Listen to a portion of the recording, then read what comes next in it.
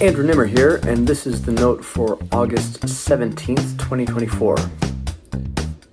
Everything is about you. Only children have a reputation. It is said that they think that everything revolves around them. The reputation, or rather the stereotype, has a bit of truth in it. That truth is born out of the reality that, in the best of cases, only children get more attention than kids with siblings. This attention can cause at least two things to begin to form. They operate in an environment in which they know that what they do matters. Their actions bring immediate responses from the family, positive or negative, and there isn't anyone else to ease the responsibility. There are no siblings to blame. Take an only child and put them in a group, and they might expect similar dynamics. Might. This expectation has colored the reputation of only children, often as a negative. They are selfish, or worse, self-centered. It took me a while to piece apart the difference between being selfish and being self-centered. I even wrote about it in a note last season.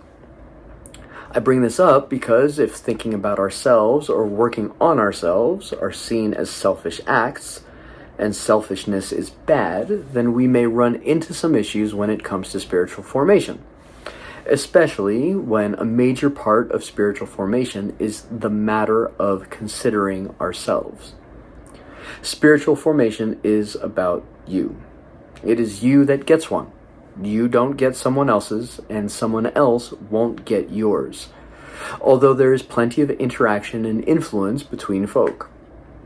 At the end of the day, you have your spiritual formation, and that is the person that you have become. There isn't any getting around that. You are the central character. You have the leading role, and you are on the hero's journey. Your spiritual formation is all about you. There is the other side of the coin. No one lives outside of relationship, whether with others, our environment, even with ourselves. Relationship is at the heart of our individual lives. Now, it might sound like we have a problem. Spiritual formation is all about the individual, you, and relationship, that is, interacting with someone or something, is at the heart of an individual's life, sounds like mutually exclusive statements. If spiritual formation is all about me, shouldn't that lead to self-centeredness? If relationship is at the heart of my life, how can spiritual formation be all about me? Reconciliation here is found in two ideas. First is that individuals require feedback. Self-reflection only gets us so far in our consideration of ourselves. Here are a few examples from my own life. A few years ago, I asked a group of friends to send me 3 words that came to mind when they thought of me. I still return to that list sometimes when I have a day that feels cloudy. I have a dear friend who I call up every now and again and ask, "Is this true about me?" In a world that's consistently trying to tell us things about ourselves without consideration for us, this friend is a godsend, and they know who they are. The more intimate the relationship, the more that is true about us comes out. Every close relationship I have ever had has revealed things about me that I didn't realize before. The closer the relationship, the deeper the thing that is revealed. With this in mind, there's a question about the kind of relationship that is conducive to the journey of spiritual formation. Given the ways and aims proposed by Jesus Christ, as I mentioned in last week's note, ways and aims diverge depending on who you follow. The relationship can be summed up in one word: love. That is, the will to good for the beloved. It doesn't matter whether we look at the individual, someone who gives and receives love easily, or the relationship, the expression of the easily given and received love. Love is central to the kind of spiritual transformation I am describing here. Spiritual formation acknowledges that at the center of the person is a spirit. You and I have a spirit. The Dallas Willard definition of spirit is unbodily personal power. This power is the part of us that enlivens us to action. It has a particular shape. It has been formed over the course of our lives and therefore enlivens us to particular kinds of action. Whether directed towards goodness or evil, our spirit is what, literally at the heart of the matter, propels us into the world in a particular kind of way. Here, the proposition of spiritual transformation, literally the changing of our spirit, is that how we show up, what we would want to do, what we ultimately do, and even how we leave any particular situation could change. If we look around the world, even our own corner of the world, we may find that there are quite a few things we might want to change. The process of spiritual transformation is different from other propositions. It is hyperlocal. You change, nothing else. Really, until you think about everything that would change if you really changed. It is foundational. It is not behavior modification, something that always runs the risk of reverting. Because of love, it is not an imposition, unlike social pressure or legislation. Much good can come from the protection afforded through legislation and the changes made through behavior modification, but spiritual transformation is different. One of the quirks of spiritual formation is that it may not be attempted directly and be successful. I will not get far waking up one day and saying, I'm going to be more generous, and expect a change in my disposition just from affirming my desire. I cannot change my will by force of will. I may give a little more in certain areas, maybe while still feeling resistant. After some time, I might snap back to being tight-fisted with my provision.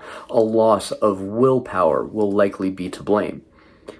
It will take a deeper shift to make generosity an easy act, something I don't even think about. Indirectly, becoming more generous might have something to do with feeling cared for, experiencing a sense of abundance, having more than one needs, or being relieved of the worry of provision. These may be addressed more specifically, addressing the development of generosity as a character trait indirectly. But how? There are 4 key relationships. Teacher, those in our lives who guide us in a particular way of seeing, hearing, moving, touching, thinking, or believing.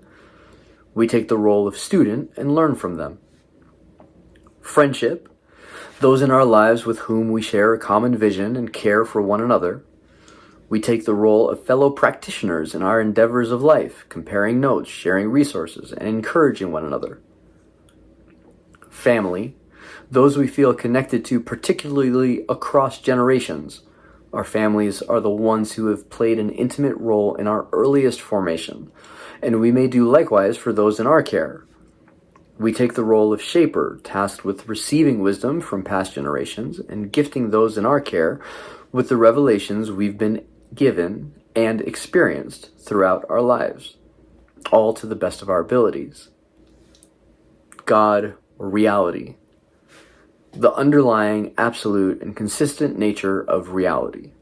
We take on the role of explorer, seeking to know and discovering bits of reality along the way, as they are revealed to us. These are all formative relationships that shape us in ways much more profoundly than we might expect. The one that I'm going to focus on today is that of teacher. The most intimate teaching context is that of apprenticeship. It is just you and your teacher. They get to know you and you get to know them. We might assume this is a learning context for the sake of skill, as in, I apprentice with a blacksmith to learn how to blacksmith. But there is so much more. In learning the trade of blacksmithing, we also have to learn about the reality of how metal works, the power of heat, what can and can't happen to different metals at different temperatures. We may also have to learn about how to deal with clients, negotiating, how honesty works in the marketplace, and what it means to have a reputation, whatever that reputation might be. We might find ourselves in a community of blacksmiths who have a common view of the craft and how it informs reality. We might even have come from or established a family line of blacksmiths. In this approach to learning, we find a recognizable truth. The practice is inseparable from the people involved, who are inseparable from their spiritual formation. Change one's spiritual formation and the entirety of the organization of life around which this craft exists, and even the craft itself, for example, all shift. Infused with love, both individually and relationally, the entire ecosystem becomes fundamentally different. And here, the ecosystem is simply a group of individuals relating to one another. The impact of a shift in a single person's spiritual formation is immeasurable. It isn't just around measurable metrics like number of times I did or did not do a particular thing.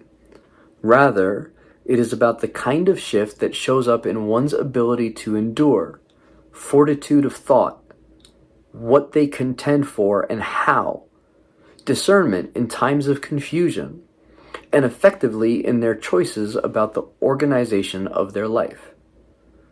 No one else can live out such things other than the person being transformed. No one can engage in the process of transformation other than the person who wants to be transformed. No one can have the impact that such a transformation provides other than the person who is transformed. It really is all about you.